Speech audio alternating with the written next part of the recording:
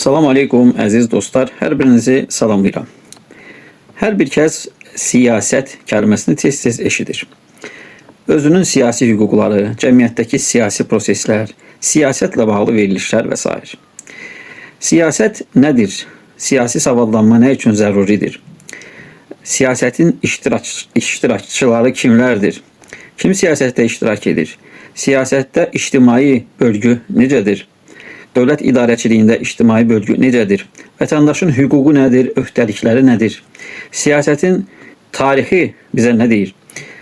Bir vətəndaşın daha siyasi fəal olması üçün, düzgün hüquqi, sivil və doğru siyasi yol seçməsi üçün, eyni zamanda hüquqlarının təmin edilməsi içində fəal iştirak etməsi üçün ilk öncə siyasi savadlanması lazımdır. Əks halda iki ifrat və təfrit arasında qala bilir insan. Bir tərəfdə siyasi süstlük, etinasızlıq, digər tərəfdə isə siyasi aşırılıq, hisslərə tabi olma və bəzən istismara məruz qalma. Yəni başqalarının sənin siyasi emosiyalarından istifadə edərək səni istismar etməsi, tükətməsi, istifadə etdikdən sonra isə bir obyekt kimi bir kənara qoyması. Ona görə siyasət nədir?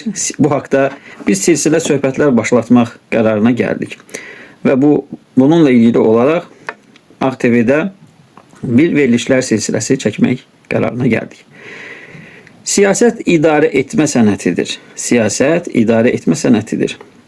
Bir siyasət sözü eşidirik, bir politika sözü eşidirik. Politika sözü şəhərlərin idarə edilməsi anlamına gəlibdir. Siyasət isə ərəbcə atın idarə edilməsidir.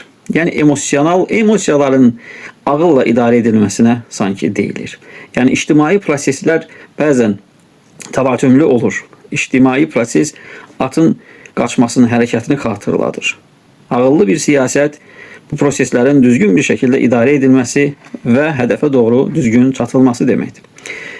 Siyasətin tarixinə baxdıqda nə görürük? Qədim cəmiyyətlərdə fərqli şəkildə özünü göstərir. Məsəl üçün, cəmiyyətlərin bir qismində bir nəfər mütləq bir şəkildə cəmiyyəti idarə edibdir. Heç kimin sözü ilə razılaşmayıb, heç kimi dinləməyibdir. Bunun misallarından biri, məsələ, bir sıra misallar verəcəm, maraqlı olsun deyə sizə Qurandan misallar verə bilərik. Məsələn, Firavun hətta Quranda keçən bir ifadə ilə mən sizin uca Rəbbiniz deyiləmmi deyir insanlara. Yəni bu onu göstərir ki, burada mütləq bir şəxsin mütləq hakimiyyətindən söhbət gedir. Bir qism ölkələrdə isə hakimlər, idarəçilər və iqtidarlar bir şəxs tərəfindən idarə edilsə də, bir ətrafında bir şurası müzakirə edəcəyi, məsləhət alacağı ağıllı insanlar olubdur. Kollektiv ağıldan istifadə edibdir. Yenə sizə Qurandan bir misal verirəm.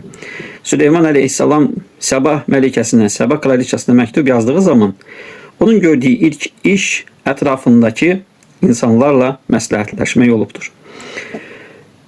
Daha bir siyasi idarəçilik forması qədimlərdə qədim Yunanlara və qədim Romalılara məxsusdur. Buna deyirlər təmsili demokratiya. Yəni toplum, cəmiyyət müəyyən bir şəxslərə özlərini idarə etmək üçün səlahiyyət verib, senatorlara və s. Bunu da dünya tarixi görübdür, keçibdir.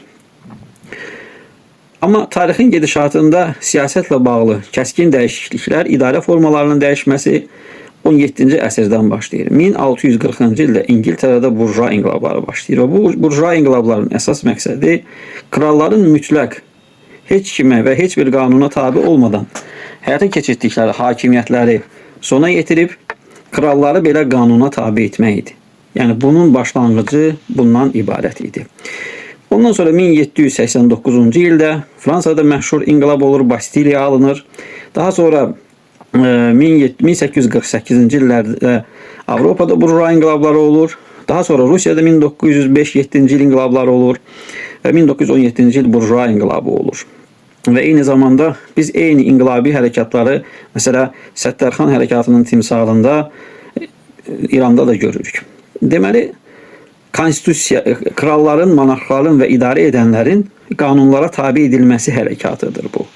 Konstitusiyaların qəbul olunması uğrunda hərəkatdır və konstitusiyalarda müəyyən edilmiş hüquqların və öhdəliklərin vəzifə bölgüsünün hamıya aid edilməsi, yəni kralların, monarxların, şahların, padşahların istədiyi kimi deyil, qanunlar daxilində hərəkət etməyə məcbur edilməsi və burada indiki dövrə oxşayan ilk vətəndaş anlayışı ortaya çıxır. Çünki parlamentlər ortaya çıxır indiki anlama yaxın və vətəndaş iştirakı əmələ gəlir. Seçki anlayışı yavaş-yavaş əmələ gəlir, vətəndaş iştirakı əmələ gəlir və vətəndaş ilk dəfə olaraq prosesin iştirakçısı olur. Və hakimiyyət bölgüsü anlayışı əmələ gəlir. Hakimiyyət bölgüsü nədir? İcra edici hakimiyyət, hansı ki o qanunların onlara verdiyi səlahiyyətlər və qanunların onlara verdiyi hüquq və çərçivə ilə idarə edirlər. Qanunverici hakimiyyət, hansı ki onlar cəmiyyətin idarə edilməsi üçün ehtiyac duyulan qanunları qəbul edirlər və məhkəmə hakimiyyəti, hansı ki onlar hüququn nə dərəcədə tətbiq edildiyinə hüquqi nəzarət edirlər. Bu siyasət tarixindən kiçik bir ekskursdur. Davamı növbəti söhbətlərimizdə.